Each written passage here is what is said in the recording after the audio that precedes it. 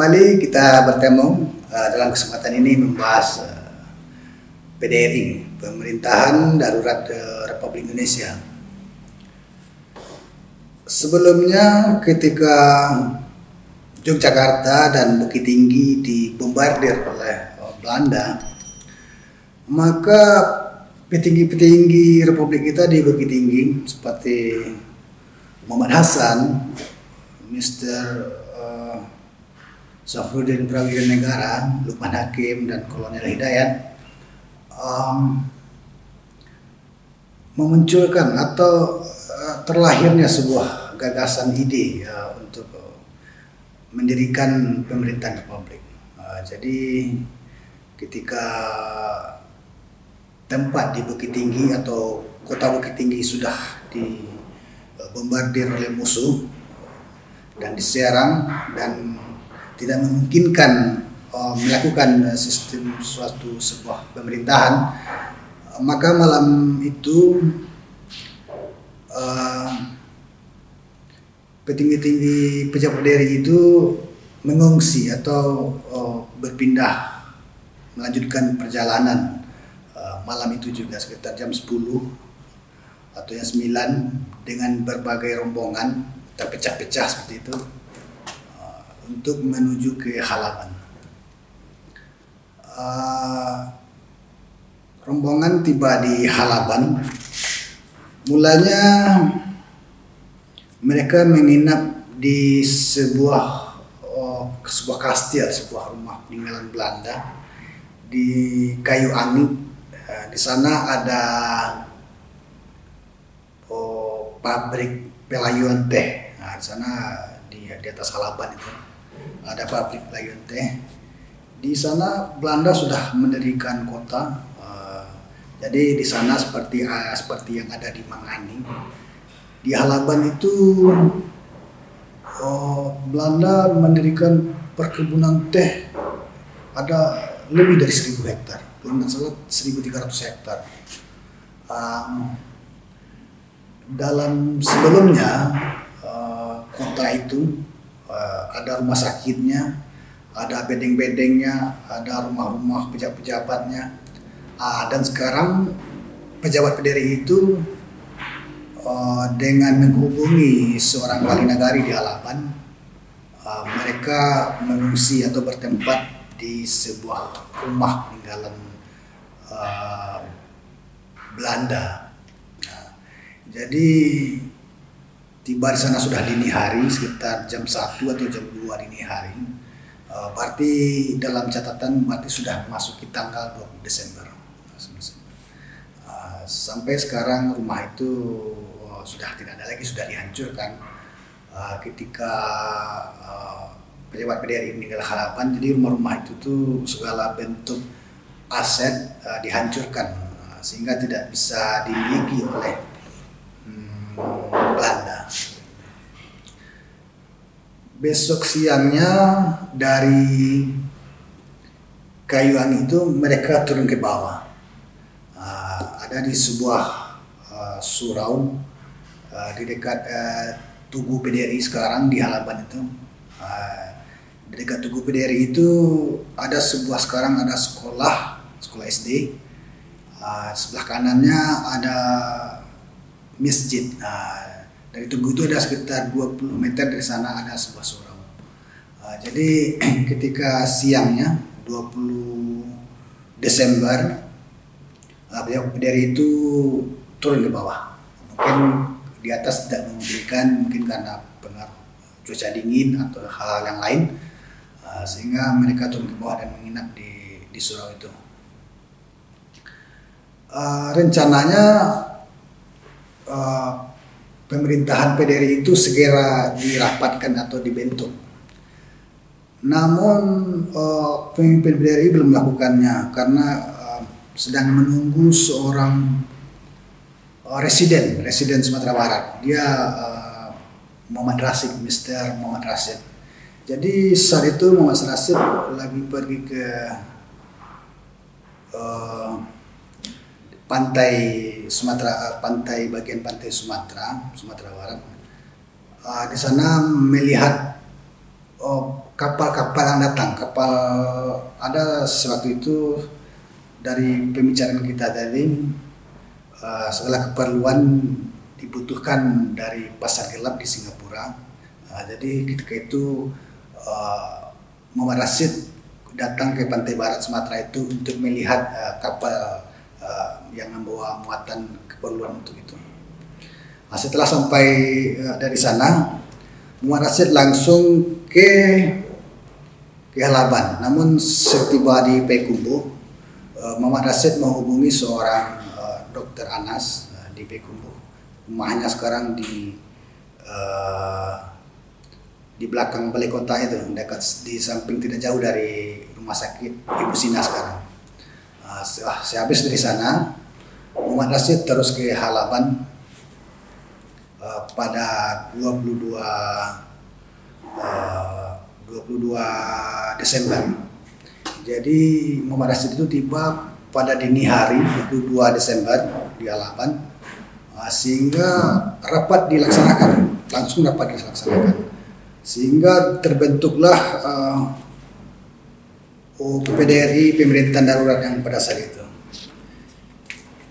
Di antara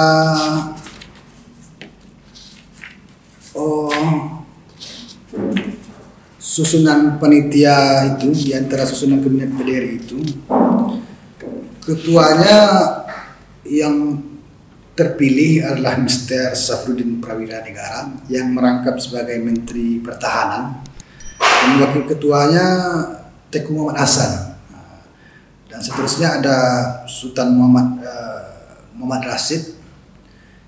Sebelumnya beliau ini adalah residen Sumatera Barat dan ditunjuk menjadi Menteri Keamanan atau Menteri Sosial, Pemuda atau Pembangunan seperti itu.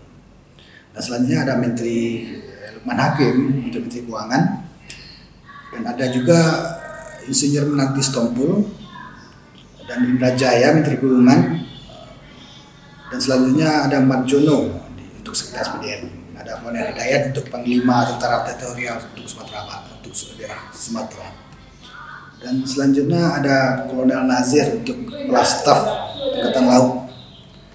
Dan untuk Kepala Staf Angkatan Udara untuk PDRI ini ada Kolonel Hubertus Suyono, dan seterusnya ada Komisaris Umar Said untuk Kepala Kepolisian Negara, dan ada beberapa tokoh-tokoh yang hadir.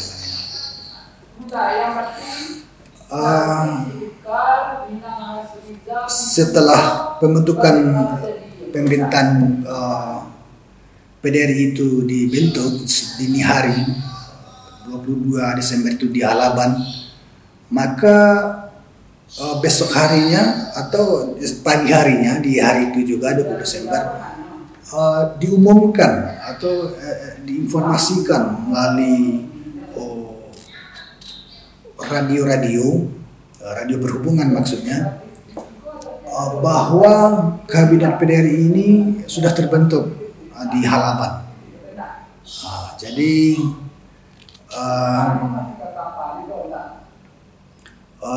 diumumkanlah melalui radio PHB Audo yang dipimpin oleh Tamimi, dan di sana Mr. Safruddin Prawira Negara berpidato bahwa keberadaan atau eksistensi negara Republik Indonesia ini masih ada seperti itu. Jadi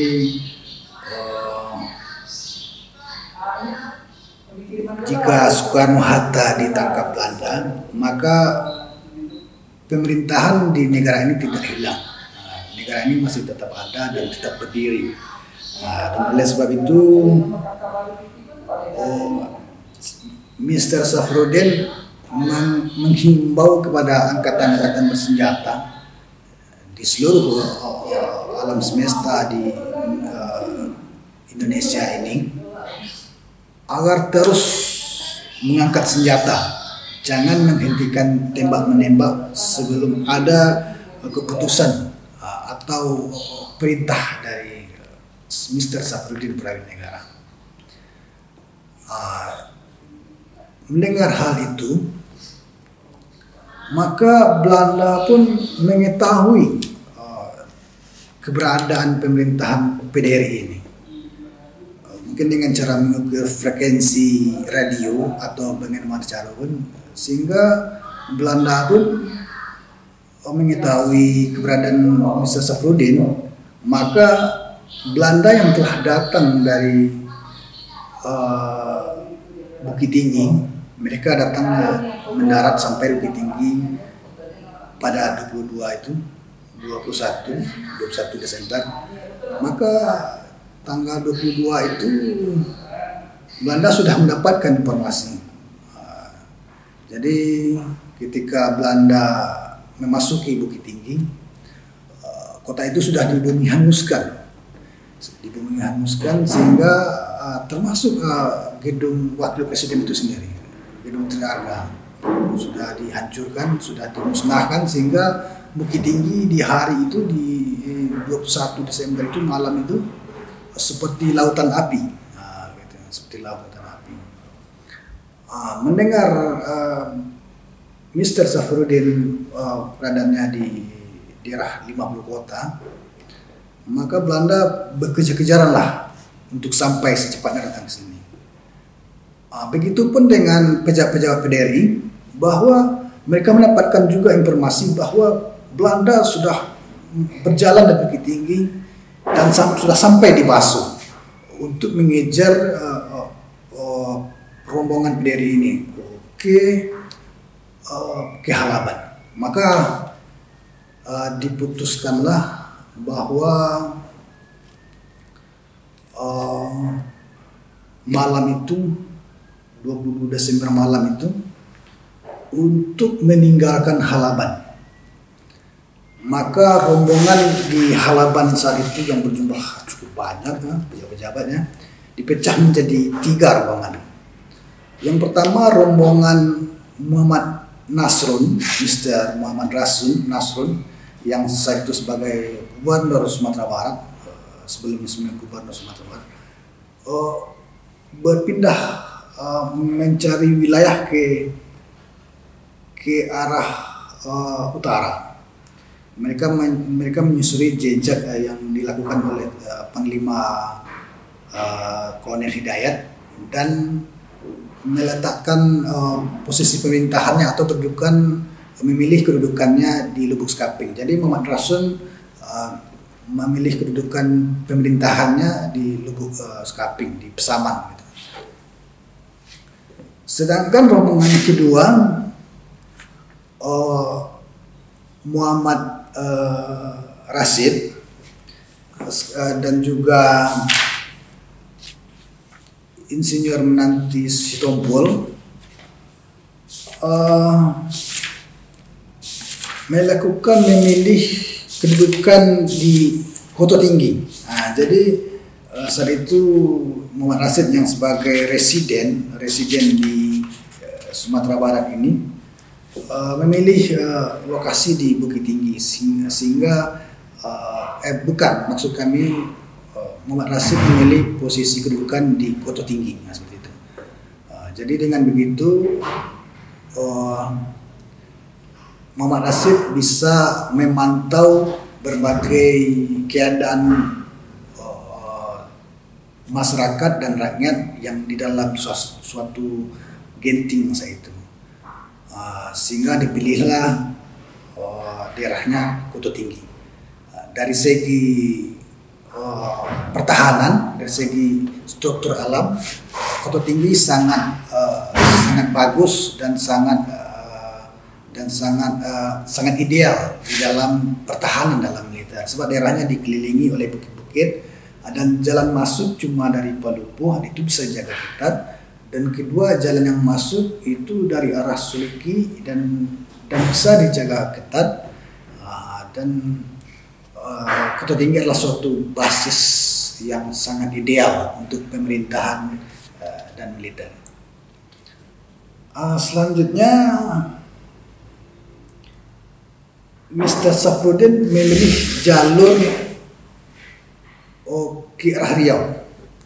Dia tujuannya berangkat ke ke Pekanbaru, dari Pekanbaru naik pesawat lalu ke Aceh. Itu tujuannya. Nah, maka di malam yang itu mereka dari Halaban terus sampai masuk ke Payakumbuh dan terus ke arah Pangkalan. Tiba di Lubuk Bangku itu jam 11 siang, tanggal 23 Desember 1948 itu. Berhenti di sana dan mendengar informasi bahwa Belanda saat itu baru saja memasuki Payakumbuh.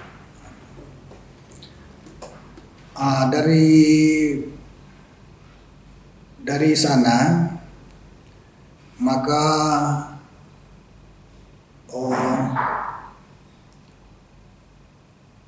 rombongan Safrudin meneruskan perjalanan sampai terus ke Kilo 9 sana, terus ke Pangkalan, terus ke jalan danau buatan sekarang. Dulu belum ada danau itu, sekarang ada danau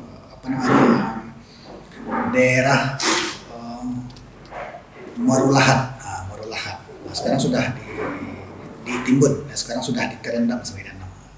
Marulahat, berhenti di sana di Marulahat, terus dilanjutkan ke Bangkinang.